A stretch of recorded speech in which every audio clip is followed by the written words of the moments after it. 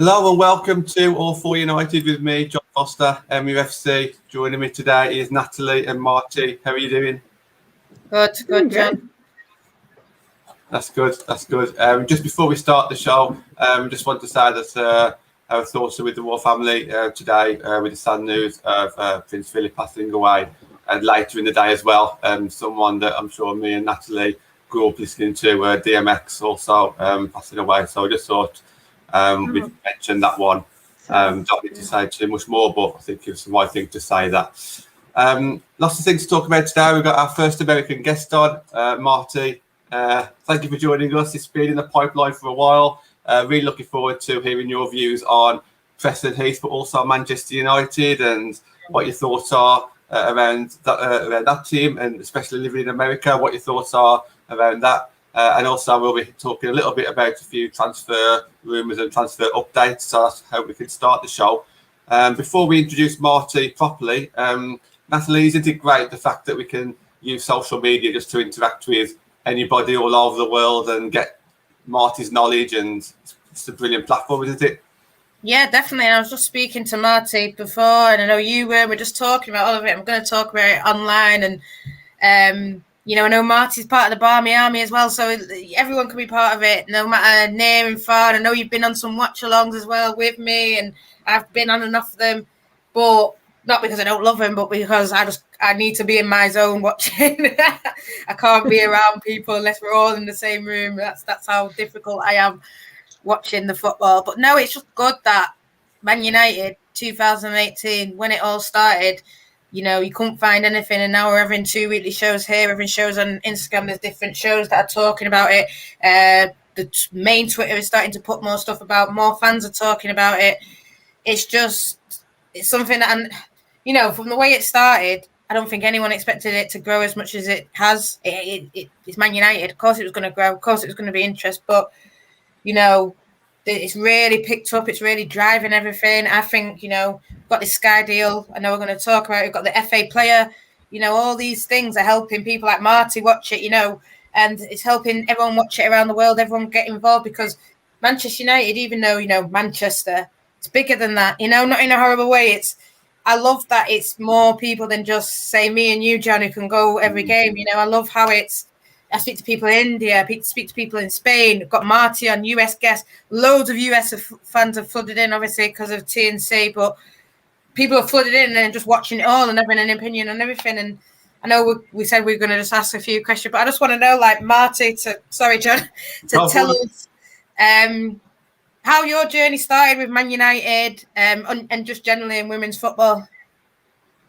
Well, I've been a fan of the women's football. Obviously, I'm from the United States, and it's very easy to be a fan of the U.S. national team, the women's team, okay, because they're fun to watch and they win, okay? And when they're fun to watch and they win, it's just very easy to buy into it. I started watching Tobin Heath, who's my favorite player and has been since the early 2000s, since she was at UNC. And I watched the Olympics, I watched World Cup, I'll watch the men's World Cup, but pretty much I'll watch all the women's friendlies, and I actually go to the NWSL games, matches that are here, which are really cool, and they're fun to watch. And it's one thing that when you have a team or a league that is young, they're very small, okay, which on one hand, people say, okay, you need to grow, and I agree. But on the other hand, it's like when you see these women hustle on the field and they are kicking the ball and you're seeing bodies just crash and you feel like you're at roller derby, but it's soccer, okay, it is really fun to watch, okay, which you don't get the same as when you're in this huge stadium, okay, I will say that. So the reason I became Manchester United women's fan is when a lot of, obviously we've got COVID and, haven't really done such a great job at it,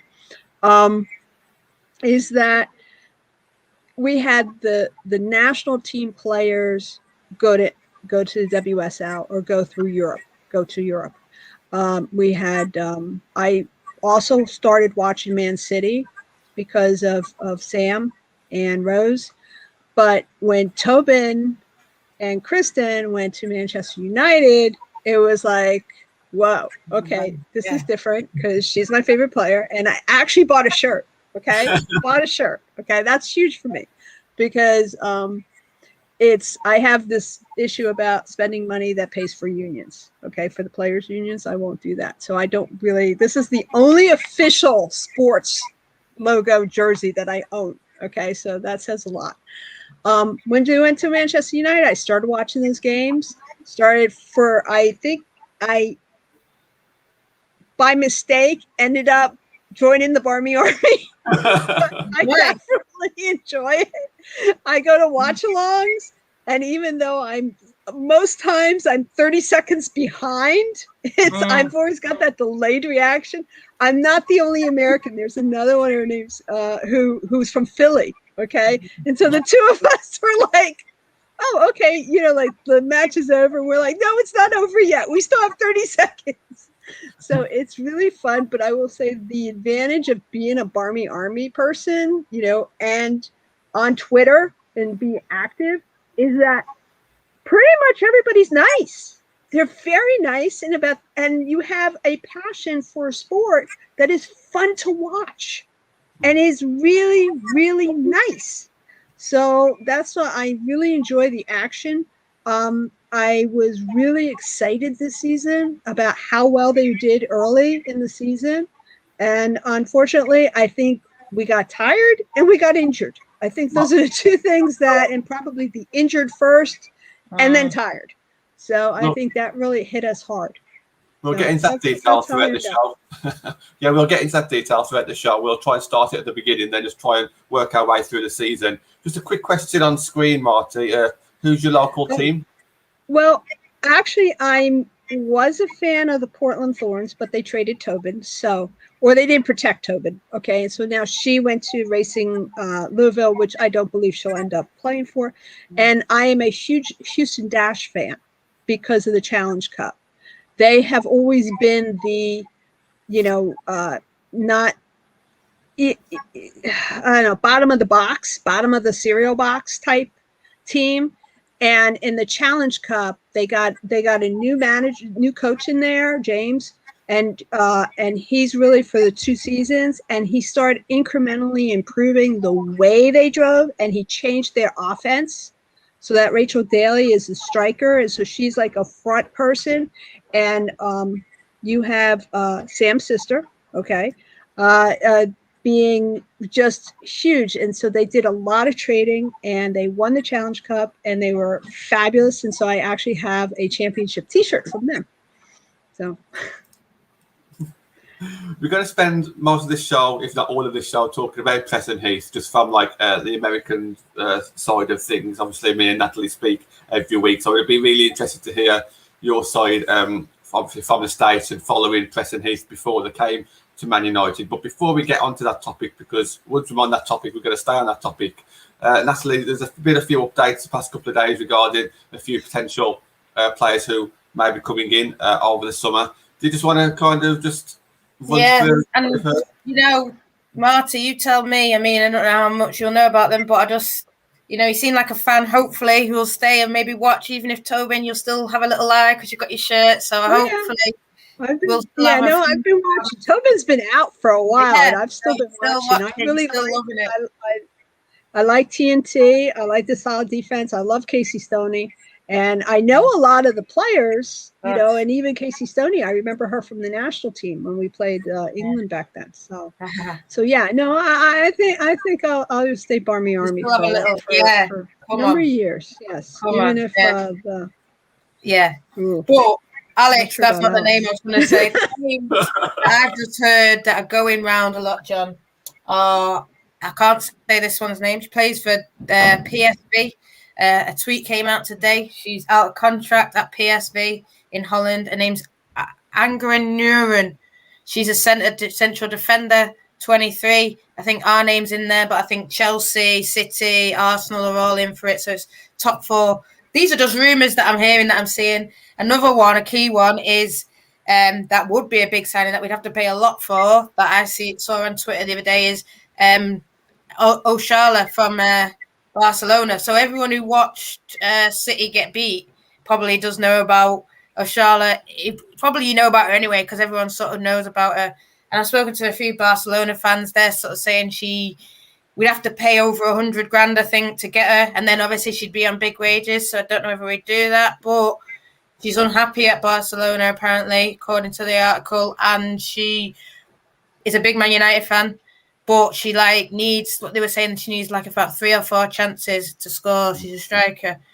I think Bunny is still on the radar. I was speaking to Simon the other day. I went on his channels, Reggae Boys commentary, really good channel. We talked about Lauren. He sort of says, yeah, Bunny's still in the shout, but Bunny's such a good player, Khadijah Shaw, that I think, Charlotte might be there, Khadijah Shaw might be there, but there's 2. Ingrid Engen, one of the best players for Norway. I know that's one that probably a lot of fans are just wishing for. She is going to leave Wolfsburg. No one's heard where she's going to go. I thought if we got Champions League, that might be it. But the one from Norway that everyone has been waiting for since it broke, really, in Norway around February, it broke that Bo Risa was going to sign for Man United. And Norway FC. And I know Mia Eriksson. Go and check her out, Mia_Eriksson. She's a Swedish photographer, but she's done an article about where Bo Risa would fit in. And it's a really quality article. I'm sure it's something that we can retweet on our account. But Bo Risa looks like it might happen now in the summer. For me, I think she was a free agent. We could have got her earlier.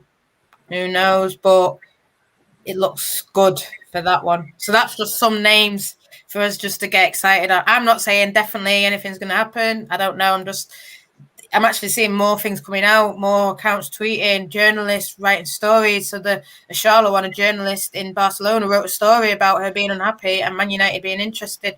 And I think we had Adam on, didn't we, John? And he said sort of they look at Twitter and look at what's interest. So currently Man United fans are talking about transfers, probably because we're not doing that well. It's just something to change our mind and, TNC, how they're going to stay, all these kind of things. So we're getting excited over the summer. There's only a few games left. We've not really got much to pay for. So obviously we're going to get excited over transfers. And I think people pick up on that. And it's easy to link United's names. So don't believe everything, but they're just some names.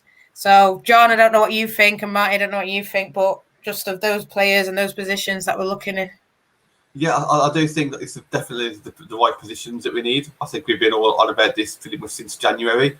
I think 2 of those names have been linked with us for a few months now. I think even rumblings of a Barcelona player, well, I never knew who it was. But if names are coming out now, then maybe, there's no smoke without fire. And just because I'm interested, it doesn't mean that we're actually going to be putting bids in as such. No. But there might be something there. So let's see. Definitely, let's see what happens. Marty, do you get a chance to see much European football in America, or is your type? Yeah. No. I pretty much watch a lot of the European. Sometimes I don't get in English, so I just watch it and see what's going on. So I don't necessarily get great on the players. But I have a question for you. They put in a new person. I'm not sure it's a new person. I got the sense that it was an old person, Manchester United, but they put him in the position of being overseeing, like the president overseeing everything. Do you think that's going to help in the signing of players for the women's team? I think, it seemed to me that they were going to be more active, and they seem to be more active for the men's team. But do you think that's going to convey to the women's team? Because I do think, there have been a number of players that have been linked to Manchester United that I don't see movement in terms of them signing them or getting them. The Manchester United seems to be very, very pragmatic and very baby steps, in terms of making their moves.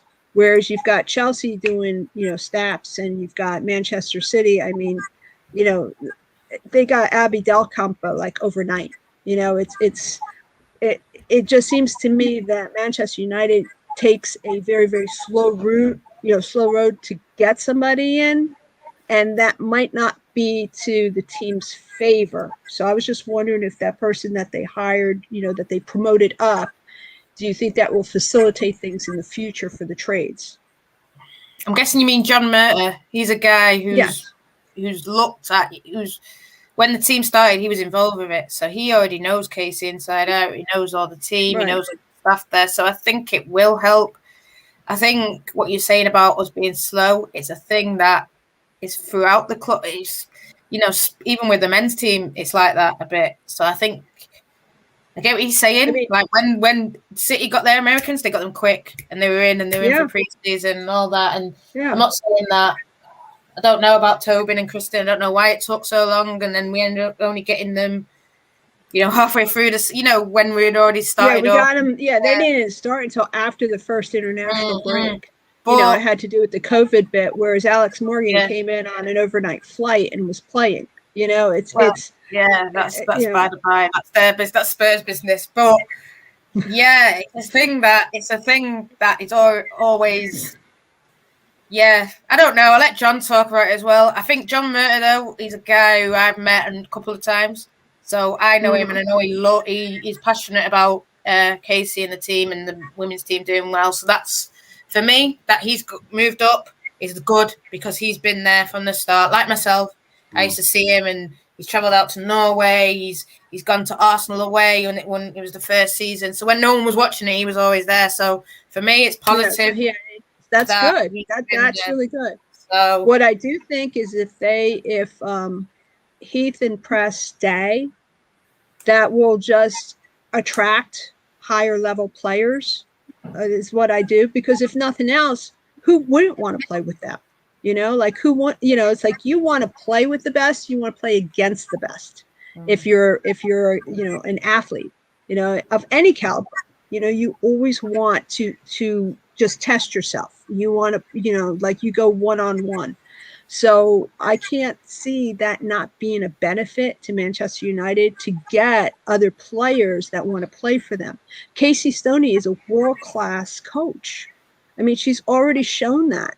Because if you want to match up all the players that are Manchester United's roster against Chelsea, against Arsenal, against Man City, with all the new players they've added, okay, we have a good, excellent starting lineup and a half, okay, that could go up against anybody. We don't have a 2 starting lineup like Chelsea does, or even Manchester City does, honestly, the way I'm seeing it. All right. And Arsenal also has probably maybe 1 3/4. Okay. The way I've seen it.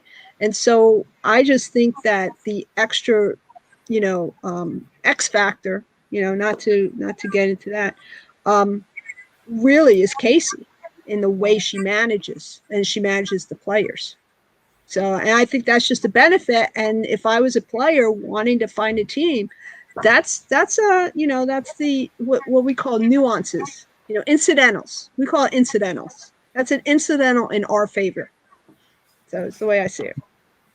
I agree with that point about us not having 2 starting 11s just yet. I think a few people in the comments would agree.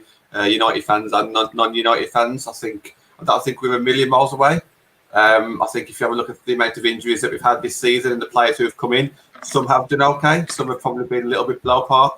So, yeah, I do agree with that. And talking about just that new director of football that we do have, we had Lee Birch on the show, who's a manager of, former WSL teams and the next tier down.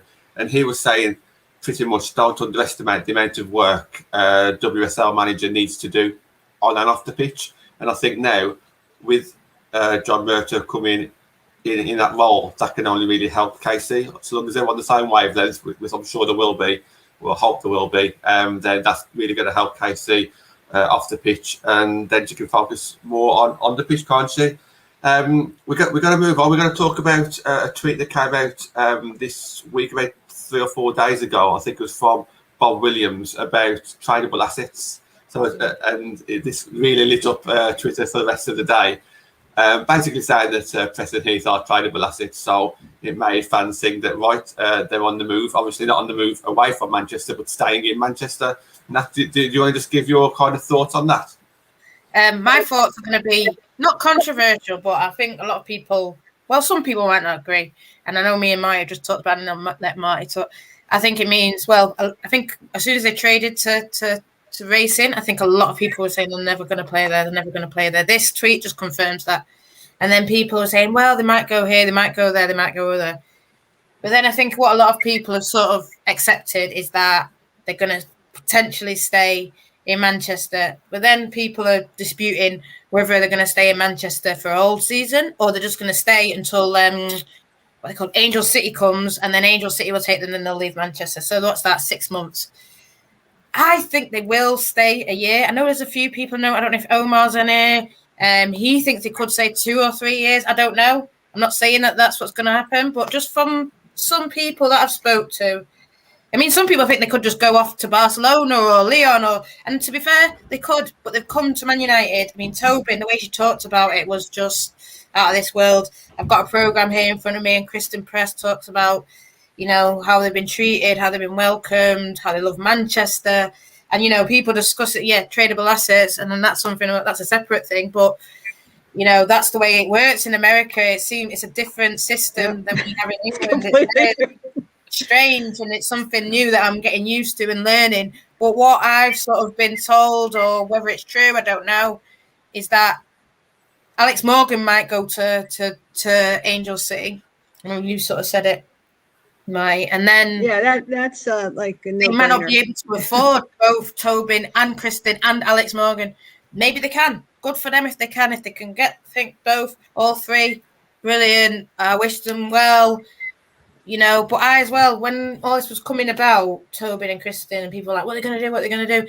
And I thought in my head, even before this, because I was talking about Rachel Daly, I know Sue and Fiona, and I've talked about it on Barmy. I can't see Casey accepting a 6 month. I just can't. Can you, John? Imagine we've only had Tobin for 6 months, and then look at, you know, I'm not trying to say that I wouldn't have her for 6 months. Of course I would, but I just think you're cutting off your leg there, you know, because imagine if we had Tobin and she got us all the way to the final, and then she can't play in it. I don't know. Maybe it's me getting pulled into the lore of Tobin and the way she is and the way she talks about it. Go on, Marty. I don't think Tobin would take a 6 month. I don't think Tobin and Christen would take it. Like, they wouldn't want to go there for that short period of time. It seemed to me Alex Morgan wanted it, and the reason she wanted it is because she just had a baby and she just needed playing time.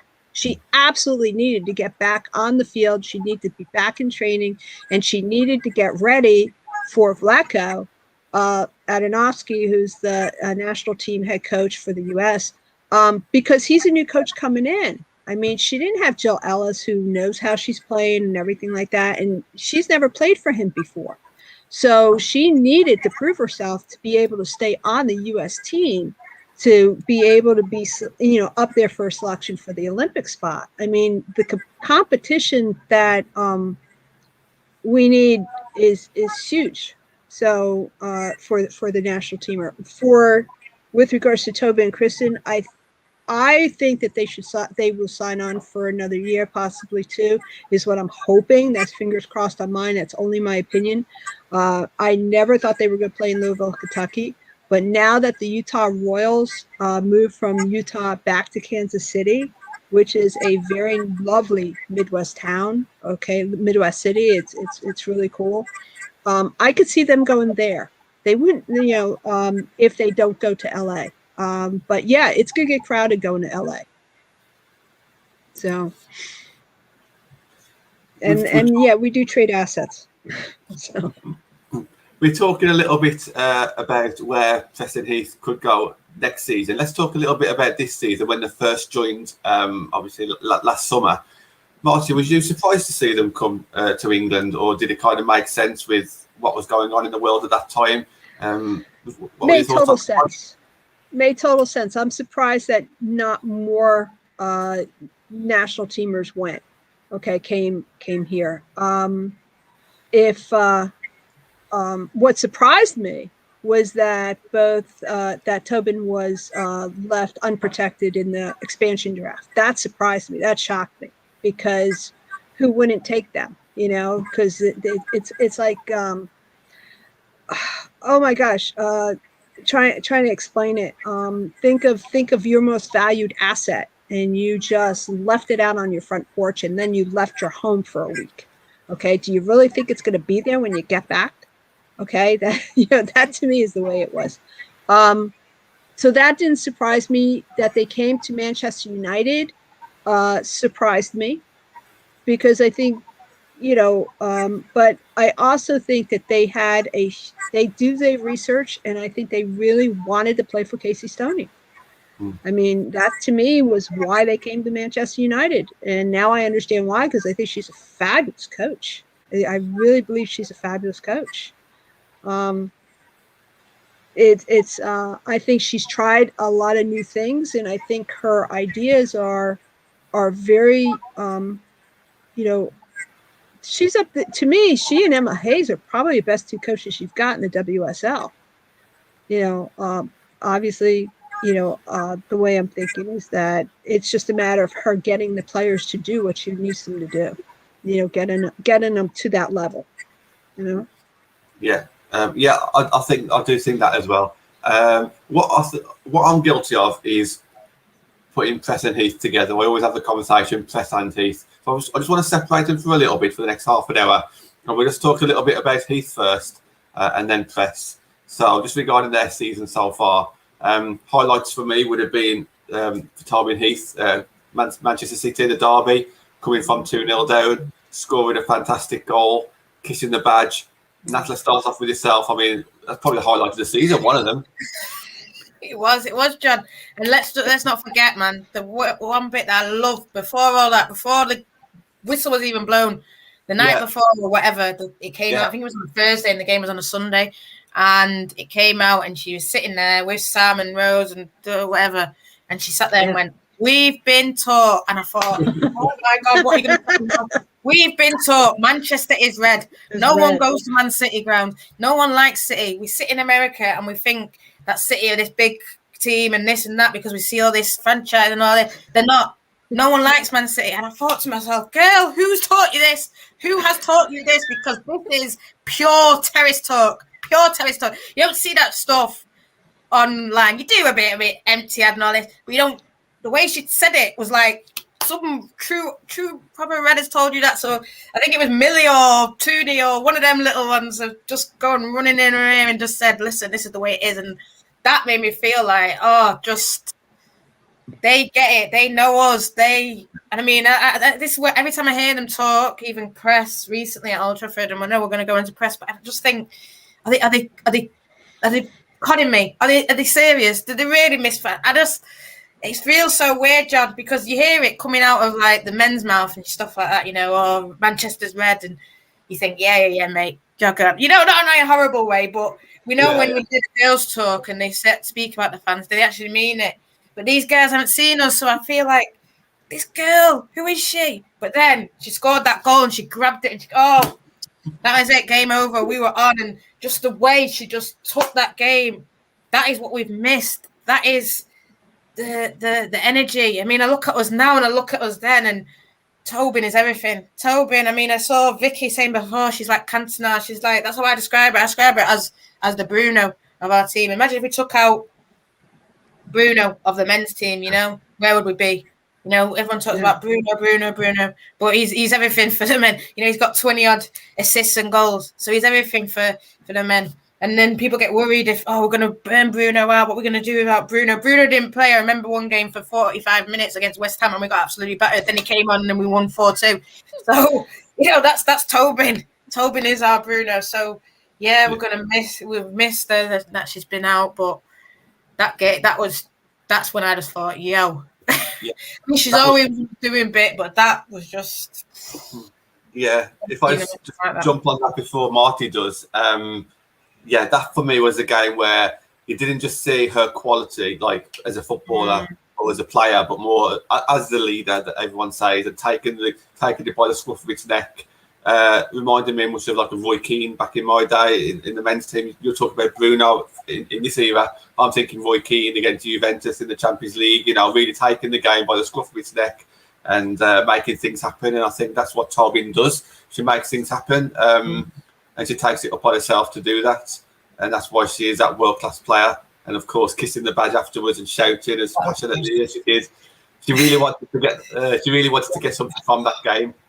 Marty, did you watch that Derby game? What were your thoughts on that one? Yeah, I watched that. I'm not sure if I was in a watch along, but I definitely watched that. And the thing about Tobin is Tobin isn't and has never been like your leader that you expect to be the leader. It's like she is passionate beyond belief about the game, and she's passionate about the play. And as far as she's concerned, every game that she goes into, it's a fight, it's a grind, and they're going to win. Okay. And that's the attitude she has. And because her attitude is so explosive in a way, everybody, it's sort of like, whoa, when you're playing with somebody on the pitch next to you and they are just all in, you can't help but to be all in. Otherwise, you look like you're the fool standing out there, going, I don't understand this, So she just basically is like a wave. She's a tidal wave of just energy and passion. And we have a goal and we're going to meet that goal. And that's the person you need for a team who doesn't exactly know or doesn't have their feel about how, where they're going. Because there's a lot of them are still learning. A lot of them are still developing. You've got a lot of great young players who are still developing. They don't have that confidence. Well, Tobin's got that confidence. She's got that passion. She's got that confidence. But the thing is, she's had that confidence since she was like 18. Okay. And she was like, what do you mean? We need to play this. We need to play this way because if you don't fight, you don't win. And if you don't, that's it. It's like you have to be able to fight in order to get to the win. You can't just play not to win or not to lose. You can't play like that. That's not the way you go about this game. There's a passion for the game. There's a talent in the game. There's also the beauty of the game. And that's part of the detriment that people have had with Tobin over the years is that she will go for the fancy, okay, as opposed to, the simple clinical strike. She will go for the fancy, pass and the back pass and the nutmeg. She will nutmeg somebody before she will pass the ball. It's all like she just has fun with it. But on the other hand, it's a challenge. And you figure the career that she's had and how long it's been, she still has that passion. You see her on the sidelines of these games where she's wearing a boot or not. Now at least she's not wearing a boot, but you can hear her on the mics, that she's yelling for people and how urging them on and how they're doing. So she's very much a vocal leader, but she's not like she doesn't have to be the leader. And she's just Tobin. She does Tobin like things. I think she's a natural leader, to be honest. It's like it comes natural to her. And when I first started to do a bit more research on Christen and Heath, when we knew that we signed them, a lot of people were saying these players are winners, and everything that we've seen from Tobin this season, I can't argue with that. That's exactly what she is, and she has, she's one of the reasons why we was top of the league for as long as we were, and went 7 game winning streak, I think it was. And obviously she got player of the month, scored some great goals, but then she got injured, didn't she? And obviously went a little bit downhill there. We've missed her. I mean, is she not the reason, but she's a massive reason, isn't she, why we've started to drop points? 100%. I think we win that Chelsea game with Tobin. That's because for me, I think we'd fought back to 1-1. Not saying that, we would have, she would have scored all these goals, but we fought back to 1-1, and I just don't think Tobin, we fought back to 2-2 against, you know what I'm saying? I think there would have just been still that drive. It's like I think what would have happened in the Chelsea game. Nah, I think you're right. But I think what would have happened in the Chelsea game is as we were, going, toward the end where they thought that she would have dropped back and started playing defense. Because the thing about Tobin is as good a defender as she is an offender. She obviously she's a striker. Obviously she could pass, but she could play the middle and she could play the defense. And what happened is Chelsea toward the end of the game started owning our middle ground. We had no middle. And it was whoever was going to control the middle, I thought, was going to be, the front runner on the front foot of the game. And she dropped back. I don't know if you noticed, but in the other game, she would drop back and she would start playing deeper. So she was covering that middle to make sure that we controlled that. So, and that's something that passion on the pitch. Yeah, Sorry. We need on it. Yes, definitely passion on the pitch. I hazard to guess who has more passion than her on the pitch. Oh, this is why. I mean, I know whatever, but I just want to see Tobin play once, and I'm sure John is the same. I just want to see her play because the way that she screamed, that's us, Marty. When we're in the ground, that's us. Yeah. She's doing now our job for us. Yeah, the way that she's shouting at the players. I really hope she resigns, and I'm going to be really upset if she doesn't resign, because then I'm sort of like, well, okay, well, where the heck is she going? But yeah, I want her to resign. I think she will, only because of the season, that she didn't get to play the full season, and I think she wants to experience that. Well, like I said, it's with the fans, isn't it? I mean, you can't go on and say what you said. That was a bait. That was bait, Marty. That was for the fans. Oh yeah, she's from New Jersey. Gosh sakes, Even Casey said, like, I don't say it. Of course, Casey sort of said there's 2 teams in Manchester, sort of backtracking herself out of it. That was for the fans. That was for the fans, and I just think, man, how right? Well, obviously they're telling the stories. They're telling them all stories, aren't they, John? Yeah. I heard something about Lucy Stan saying, I feel like they'd like this, and she just said it all. They've got songs, they've got flags, and I thought to myself, Lucy, how do you know what we've got? But it's obviously that they're excited. I'm excited, and I hope, like you say, they can. I think. Have you seen the Portland Thorns? Have you seen any of the Portland Thorns games? Videos, in Portland? Okay, with all the smoke and the flag and the Riveters. Okay, it's I think the Barmy Army does it proud. I really do. I think, you're vested, you have the flags. I've seen some of the, the old, in terms of, and I think you do it up proud. And I think who wouldn't want to play in front of y'all, Marty just talked about the smoke. I would love to see red smoke, but I'm sure we're not allowed to. We're not allowed. We're not allowed. You're not allowed? No.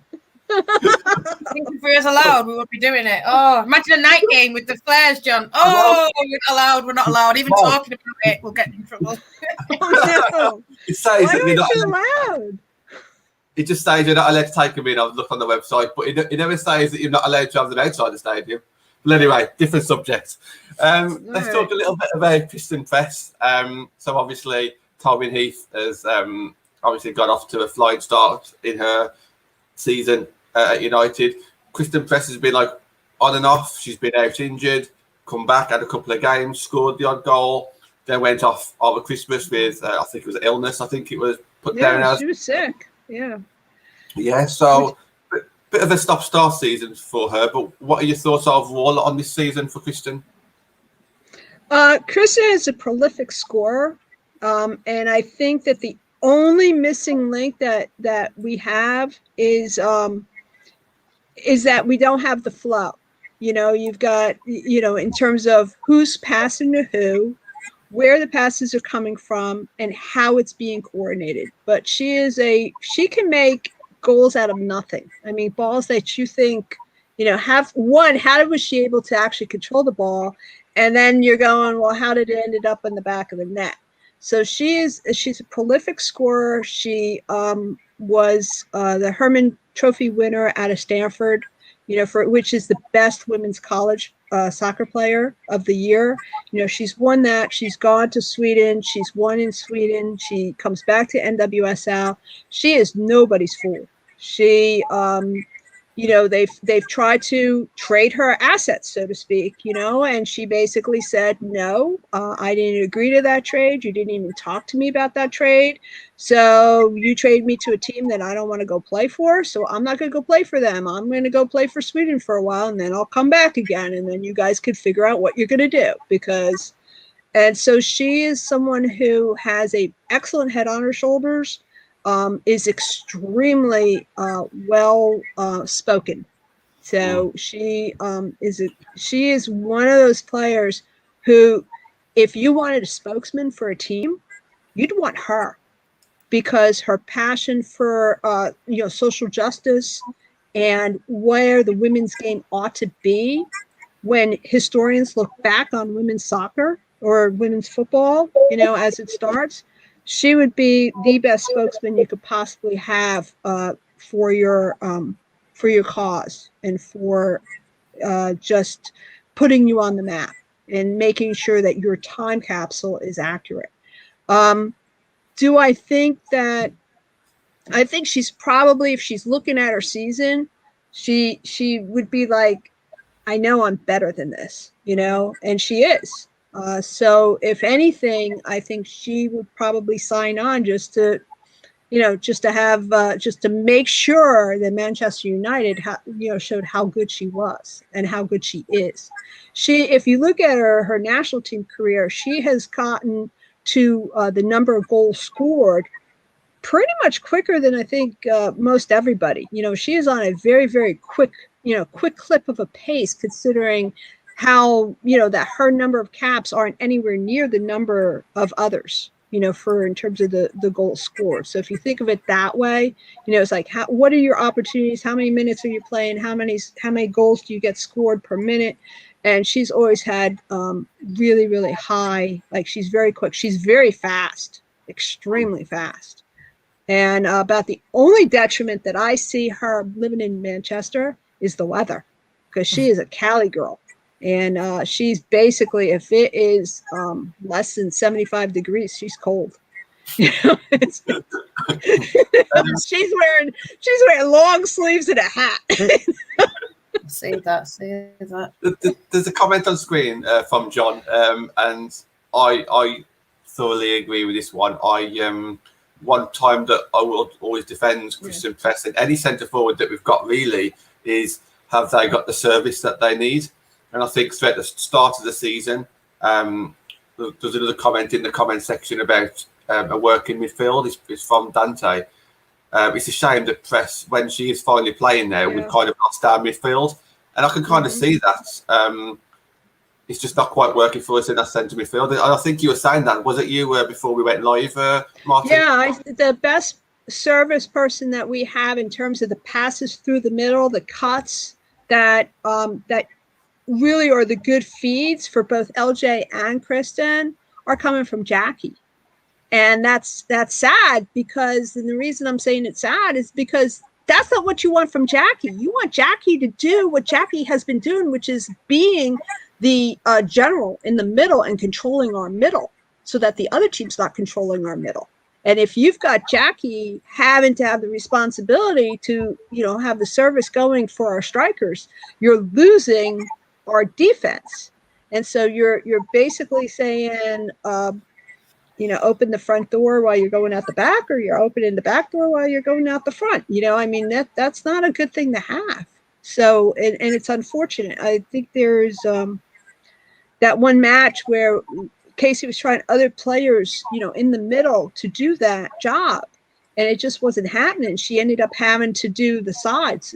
We started having to serve the ball up through the sides in order to get them from the back to the front. And so, yeah, we definitely need that, I think. And I think that's unfortunate, is that we've lost Leah, we've lost Tobin, Leslie.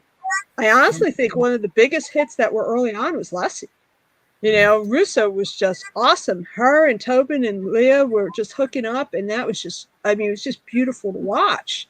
And then when Leslie went down, Tobin and Leah made a difference, and Tooney and that. But yeah, we just lost too many pieces. And then when we had the opportunity to, a trading window come in, we didn't get an offensive person.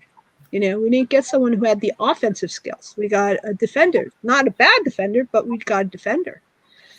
This is where I think, John, we were looking at Bo Rita, and it broke in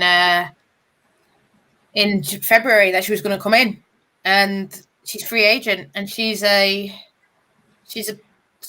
like a Jackie, but you can still have Jackie. You know what I'm saying? She's like, creates chances, scores goals, through balls, strong defensively, intercepts. So for me, it's strange that they didn't do that. I don't know why they didn't.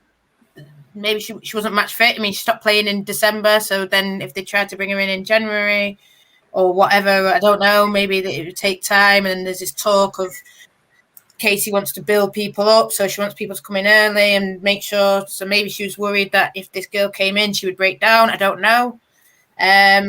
It looks like it might happen anyway in the summer. And this is what you were saying, Marty, isn't it? Bring in people. Re-signing Tobin and Christen will make others. I think Bo Reese wants to come anyway. I think a really good midfielder that they should try to go after would be Christen Mewis, Sam's sister. She's on the Houston Dash now. She made it back onto the national team after being pretty much away for quite a while. And if you watch her, she's predominantly the one feeding, Rachel Daly and Shea Groom and the strikers on that team. And at one point, I think she had 5 straight assists, which, by the way, I do not think that WSL rates the assists as well as they should, because I do think it's very, very important for the person to assist on the goal, that to be a critical point, a critical numeric.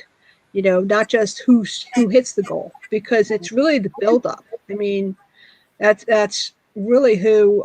And she's a lefty. Yes, she is a lefty, but she's an excellent midfielder, and she has got a strike. She's not. I wouldn't say she's as good at defense as obviously as Jackie, but her offensive skills are just real, and she is hot right now. I mean, she is on target. She's absolutely on target right now. So I'm not sure, in terms of the rule for national teamers coming to WSL, I don't know. It has to do with, you can't just have any. It has to do with how often they play. Like they have to, be on the starting lineup. But she actually has been. Vlaco drafted her in the. We have the draft, the college draft, and he was the one who drafted her when he coached Kansas City. So he's known her since she became professional, and so he was the one. She did really, really well in the NWSL, and he's like, if you're playing and you're in there, I don't care, I don't care. I'm gonna check you, I'm gonna play you. I'm gonna take a look at you. I'm gonna invite you to camps, and I'm gonna see how you're doing. And she's still with the national team. She got called up again, and she'll be, she's called up for this break, So. Nah, do you want to answer so I would go with that one. I would go for what should our priority be? I think we need a fullback. Midfield. I know, but I think we need a fullback as well. I think we've got Honor on the left. I think we need someone on the right, or if Honor's on the right. I love Honor. Everyone loves her. Honor is the one of the best signings. Yeah. I had Honor before Christen and Christen and Tobin were in the chat before we talked. I had Honor as the player of the season. I feel vindicated by that. I said right at the start, I said Honor's going to be our player of the season. And even if, say, Tobin wins it or whatever, I think for me she has been up there as one of the best. So I think we need another Honor. But then I'm very worried about their practices. I don't know if it's the field they're playing on or whatever, but I have never heard of so many injuries that are coming from inter-team practices. What I will say about that though, Marty. What I will say, Roy Keane used to say, the hardest match is the one you have on training, and I think that's what we're seeing. The hardest match should be a training match. And it's then leading to people getting injured. I'm not disagreeing with that, because I know that the U.S. national team, they play each other. And I mean, Carly Lloyd came out with a black eye one time. I remember that. But I've never had it that, we've had these injuries, and they're wearing boots on their feet, they're on their ankles. So, I'm just saying, it's maybe it's the pitch or whatever. They've done an investigation.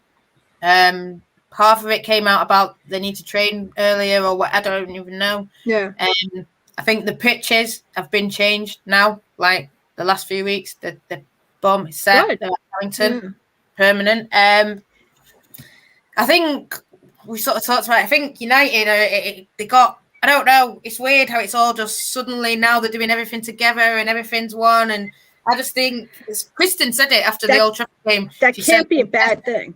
No, it's good. She said when you invest, you get rewarded, and I think that's what we're getting now. And I think if fans were there, I think we would have seen a record turnout, record. It would have been rocking. Oh, for sure. Actually, one day I hope to travel. Come over. And to go over and come to a game. Yeah, and actually be able to hang out. So, meanwhile, I'll have my watch-alongs, but no, I'm enjoying. I really like the team. I will continue to follow the team, but I look forward to the team overall growing better, better. And I do think that there are a number of players that they should stick with that are young enough that will grow, but there are also a number of players that I think they've reached their capability, and I don't think their capabilities in the Champions League, Yeah. But what I will say is, sorry, John, those players that you talk of, they've taken, I think of those players were there from, and that's why I hate when I see it, Yeah. Well, see, I don't have that perspective of, following them in the Champions League and going, oh God, how can I let this player go? I just. And I'm not talking about even sentiment, and I'm sure John's not talking about it. If you're not good enough, go. Yeah. But it's the fact that, me and John were saying, we're seeing these things, and it was just, and I think to myself, are you brainless? Why are you tagging this girl? Like, she's been here since it started. She has put us in this position. She was here before Tobin and Christen. And I'm not saying, I hate Tobin and Christen, like some people might be saying. I'm saying, listen, show a bit of respect to these girls who actually came to us, a team that was nothing. We weren't it there. They took that risk and came to us and brought us up to the league. They brought us up to fourth. They're the ones playing now. And I see people saying, Tooney's shit, Hanson's shit. No, Tooney is not shit. No, mate. It's not you, right? It's not you. Yeah. But I'm seeing that, and it just really pains me because I think just leave them alone, man. Let them be. Let them live. Oh man. I think that the good part of Twitter is it allows you to communicate to others who have the same interests. Okay. Mm-hmm. The bad part of Twitter is it allows you to communicate with people about the same interests, and it just has to do with, would you say that if the person was standing in front of you? Would you? And if the answer is no, then it shouldn't be in a tweet. Okay. That's just a reasonable rule and then if you get called out for it, then you should back it off. And you should listen to it. It's not, they're not criticisms to be mean. They're criticisms to be so that the environment is healthy and is productive and just not so negative and belittling. These are people and they're doing the best they can. And yes, they are professionals and they get to enjoy soccer on a professional level and they get paid to do it, but they're still people. And nobody should have, nobody should be dealing with the crap that gets thrown at them, especially on a part, because it's not just one person. How many people do you have on that field? You're telling me that one person was the cause of us to lose? That's not true. It's not even that. I don't even think it's that. It's not even that. I think it's the fact that certain players aren't playing. And they're just automatically targeting these players, no matter how good or how bad that they might play. It's as simple as that. Whether it be an American fan watching American players and they want to watch them players play, as soon as they don't play. A perfect example would be when Christen Press was subbed off against Chelsea. LJ comes on. It was all mayhem on social media. On that occasion, LJ scored, and it worked out for the best. Now, if LJ hadn't scored, we would have got abused. But we don't know what's in Casey's mind. For one thing, Casey runs by need-to-know basis. As far as she's concerned, we never need to know, in my opinion, is that because there are cases where you're going, okay, they're sitting on the bench. Why are they sitting on the bench? Are they injured? Did we heard they're injured? And it ends up at the end of it, you're going, oh, yeah, they had a knock. It's like you couldn't have said that beforehand, so that way we're not spending the entire match waiting for them to come in. So I think the communication from Casey, whereas Casey's trying to protect everybody, has gotten to a point where it has attained unwarranted attention in some areas, in that, if she sort of said, hey, like, it took her how long to say that Christen was really sick and not COVID, because for a while there, Christen wasn't playing, nobody knew why, and then it realized that no, she had, she probably had like the flu or something, and she was just flat out sick, so it takes a while, but that to me is also a learning thing from Casey, because Casey's a new manager, in terms of what to say, how to say it. I mean, she backs up, and when she's wrong, she says she is, which gives you a lot of respect. I mean, she's got totally my respect. I still think she's a great manager. But yeah, you're always going to have rabid fans. You just hope that the rabid fans, sort of put themselves on their own leashes. We're coming towards the end of the show. Just a couple of quick questions, Marty, before you go.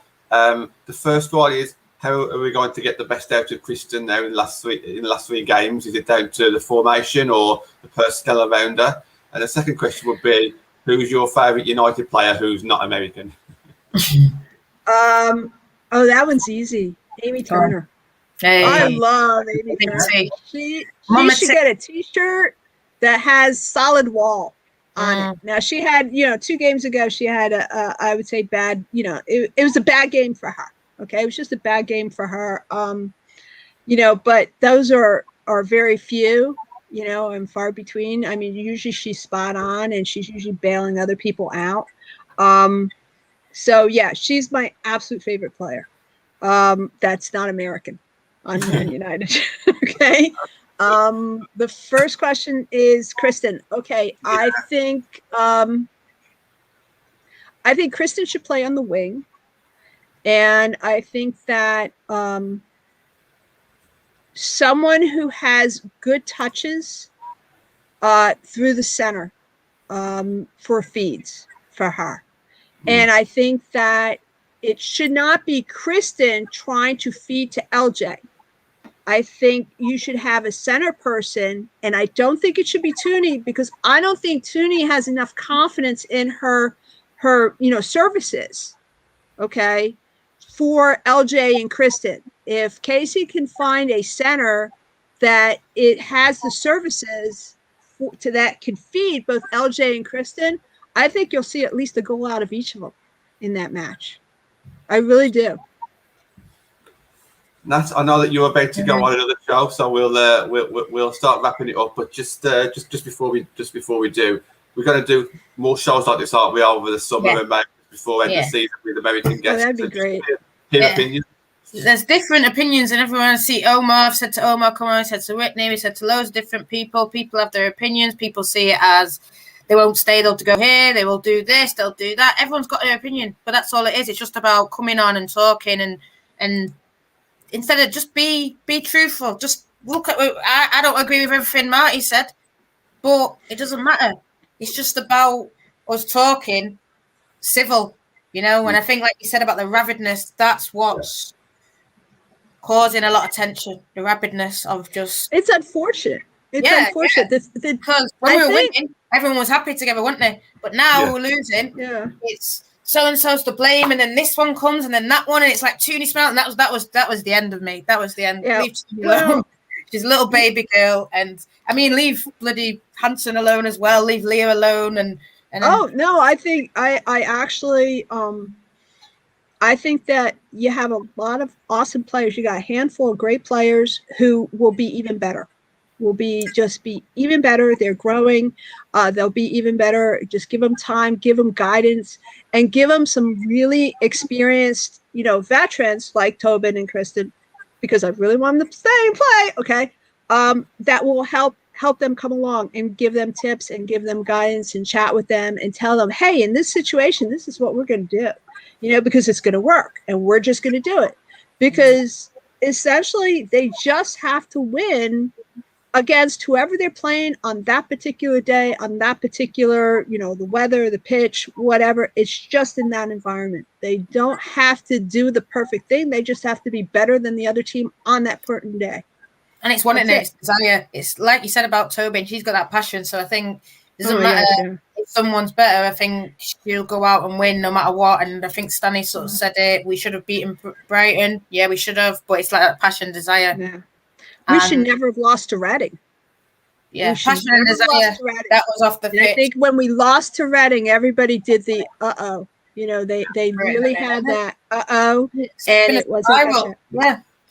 Guys, thank you so much. I know John's going to wrap it up. Thank you so much for inviting me. I had so much Marty, fun. stay on. I'm going on to Ladies in Red. So if anyone wants to talk about the men's team, I'll be there. Thank you, John. Okay. Thank you, Marty. Cheers. Thank you, Natalie. And yes, thank you very much for joining us, Marty. If anybody wants to follow you on Twitter or speak to you about women's football, how can they go about doing that? I can be found on Twitter. My Twitter handle is right there. It's at Marty_Funk19. And I like Man United. I root for Houston Dash. I like women's soccer, women's football. Throughout the world, I will watch Australian, the Australian team as well. I watch pretty much anything women's soccer, okay, because it's fun. Yeah. It's fun. It's unique. And a lot of times they do it better. There's a lot of things in women's football that I love and are passionate about more than the men's game. And if you follow my Twitter, I'm tweeting more about the women's team now than I am the men's. And much like yourself, Marty, I haven't followed women's football for a long time, purely since 2018 when United started. But the way it's took me and a lot of other people in the comments, it shows how this passion is there. I'm aware of the show running over an hour, so we are going to wrap it up. Marty, I hope you come back towards the end of the season or maybe over the summer. We'd love to get you back on. I know the comments have loved all your opinions as well. So thank you for coming on. Just let me know. I had a lot of fun. I really did. I'm really enjoying it, and it has been a huge positive, for me and at this time, which I got to tell you, the world is upside down, right now. So Thank you. You've been so kind, and I do appreciate it. Thank you. And if you've enjoyed Marty, please stick a thumbs up on the video when you've watched it. Let's try and get to 20 thumbs up if we can. That'll be great. That's it for us, guys. So we will see you on Monday night. It's not going to be a match reaction show because there's no match there, but there will be a Monday show. And we've got the usual bed and match show on Saturday night. That's on the Twitter live account. So it's not on YouTube, it's on Twitter. And that is it, guys. So have a good weekend, and we shall see you soon.